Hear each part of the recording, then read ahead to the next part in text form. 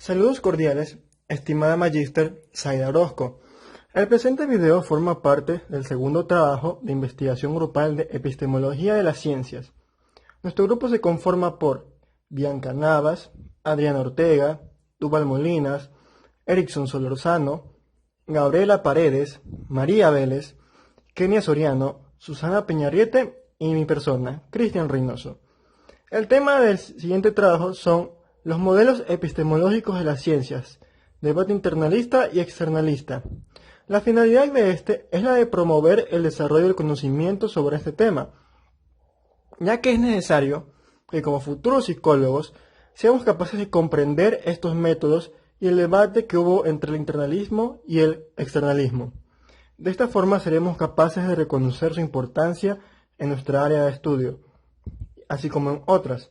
Sin más que decir, el resto de mis compañeros va a profundizar más sobre el tema.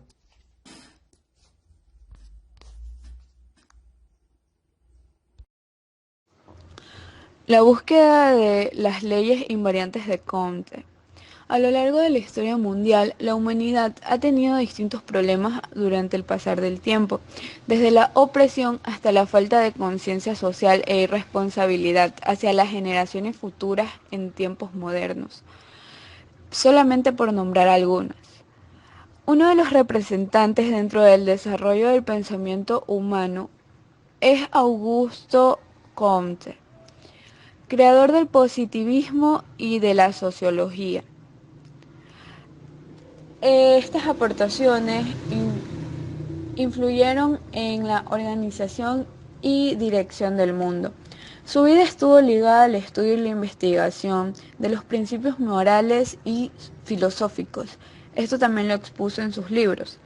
Comte se fijó dos objetivos: sistematizar todos los saberes y establecer las ciencias sociales. Él desarrolló la ley de la evolución intelectual de la humanidad o la ley de los tres estados. Primer estado, teológico o ficticio. Segundo estado, metafísico o abstracto. Tercer estado, positivo o real. Este último estado se divide en 4 partes. Primero, carácter principal. La ley o subordinación constante de la imaginación a la observación. Segundo, naturaleza relativa al espíritu positivo. Tercero, destino de las leyes positivas, previsión racional. Cuarto, la extensión universal del dogma fundamental de la invariabilidad de las leyes naturales. La dialéctica es un método argumentativo, es el arte de persuadir, debatir y razonar ideas diferentes. Fue debatido por muchos filósofos como Sócrates, Aristóteles, Hegel, Marx y otros. Más sin embargo, el pionero de esta técnica de la dialéctica fue Platón. Marx nos da un enfoque propio explicando un tema específico sobre la burguesía y el proletariado. En ese entonces defendía sobre las clases sociales. Era un dilema de las clases sociales entre que los capitalistas explotaban a los proletariados, cogiéndolos como burros de cargas. En ese tema específico da la explicación de cómo se puede dar la dialéctica. De esta técnica La explicación por causas de Durkheim. Émile Durkheim fue sociólogo francés, considerado como uno de los precursores de la sociología. Crece en el seno de una familia de rabinos, distanciándose de esta, buscando una interpretación de la realidad moral de forma objetiva y no sesgadas por dogmas. Para esto, necesitaba formular en la sociología un objeto de estudio y un método considerando a los fenómenos y a los hechos sociales como cosas tangibles de la naturaleza para poder estudiarlos de forma empírica. Durkheim afirmaba que la sociología debía estudiar la sociedad como realidad espiritual singular, cuyas leyes son distintas de las leyes de la psique del individuo. Toda sociedad se caracteriza por la solidaridad social. En la sociedad primitiva, la solidaridad era mecánica y se basaba en el parentesco de sangre. Creía que las sociedades como sistema vivo tienden a ir creciendo, integrándose, complejizándose y evolucionando, para bien o para mal. Cuando en la sociedad ocurren eventos inesperados o cambios abruptos y que no permiten al individuo dilucidar de forma objetiva las causas y consecuencias, se pierde el horizonte. Esto produce la anomía o la no norma, es decir, la ausencia de la solidaridad social, la pérdida de la moral colectiva. Para evitar esto, es necesario que las sociedades formen fuerzas cohesionadoras que mitiguen este fenómeno. Dando uso de su teoría, Durkheim estudia el fenómeno del suicidio en su obra con el mismo nombre, al cual se refiere como consecuencia de factores sociales, haciendo un estudio comparativo donde explica que ciertos grupos son más propensos a cometer dicha acción. Deductiva. La explicación deductiva del austríaco Karl Popper. En la filosofía de las ciencias y sus investigaciones hay dos métodos principales para explicar la realidad. El deductivismo, que va de teorías generales para explicar hechos específicos, al contrario del inductivismo, que observa eventos específicos para construir leyes generales. Popper creó la escuela del racionalismo crítico, donde se criticó al inductivismo porque afirma que no sirve recolectar información de hechos si no se tiene una teoría previa, la cual sirva para proponer soluciones a un problema. Estas teorías deben ser refutadas para demostrar su validez. Entonces propone el método hipotético deductivo, explicado en el siguiente ejemplo. 1. Formulación de una hipótesis teórica. Basándonos en lo aceptado de forma general, proponemos enunciados universales. Por ejemplo, todas las rosas tienen espinas. 2. Definición de falsador potencial. Implica la posibilidad de que exista un enunciado que no cumpla con la hipótesis. Por ejemplo, existen rosas sin espinas. 3. Observación de hechos particulares. Se intenta refutar con hechos. En este ejemplo, se observa que la rosa llamada de Banksia no tiene espinas. 4. Falsación del sistema teórico de prueba. Estos hechos observados se pueden someter a diversas pruebas experimentales. 5. Regreso a la teoría. Si la teoría no pudo ser refutada, se mantiene. Caso contrario, se debe reformular. En conclusión, la validez de una teoría se da cuando resiste a las posibles refutaciones. Mientras más es la resistencia a los diferentes experimentos para contradecirla, más validez y utilidad tendrá en su aplicación. La explicación estadística de la SARFEC propone una investigación entre la conexión de las variables con fines informativos donde indica que existen dos variables, una independiente y otra dependiente. De la primera depende la segunda, y la tarea de la SARFEC es encontrar una tercera variable denominada factor de prueba o variable antecedente, cuyo propósito es extraer una tercera variable para dar una explicación de las causas de la relación de las variables, lo que permitirá la manipulación y profundización de los fenómenos analizados. Un ejemplo serían los votos en las elecciones presidenciales, donde una vez analizada la tabla se debe continuar con los siguientes pasos. Primero, identificar las variables independientes y dependientes.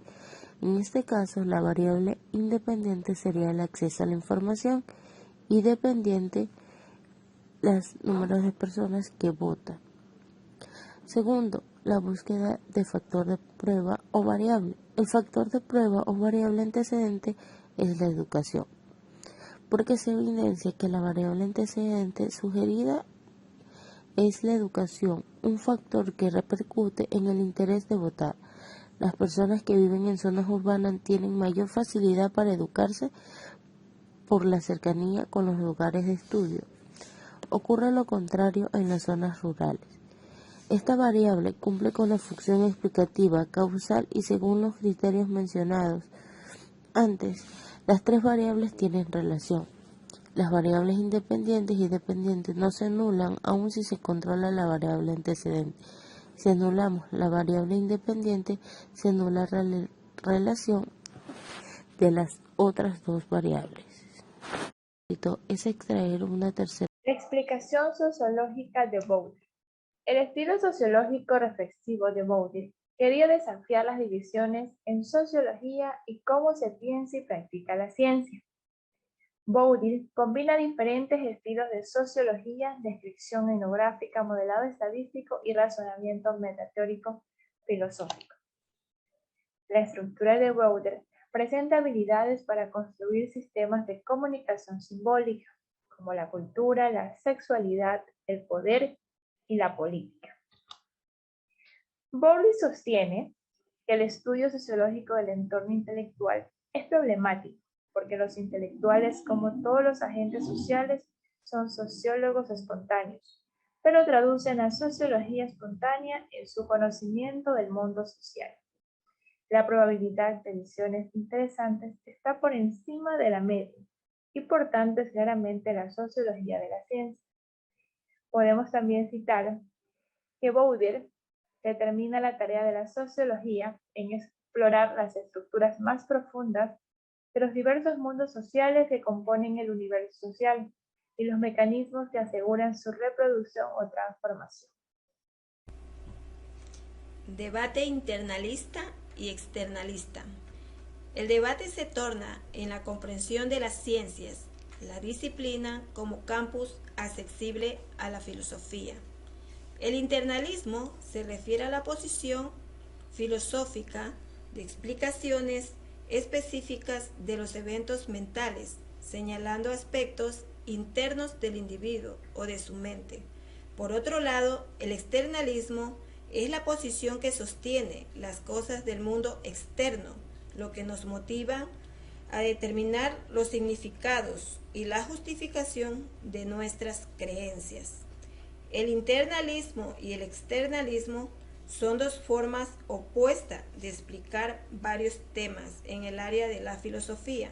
Esto incluye la motivación humana, el conocimiento, la justificación y el significado y la verdad.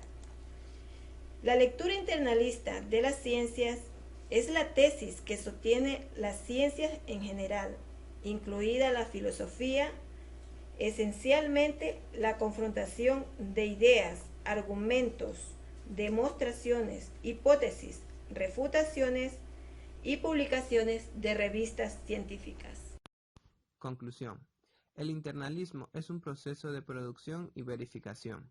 El conocimiento no se ve afectado por influencias externas y su investigación directamente en la historia de las ideas científicas y la filosofía.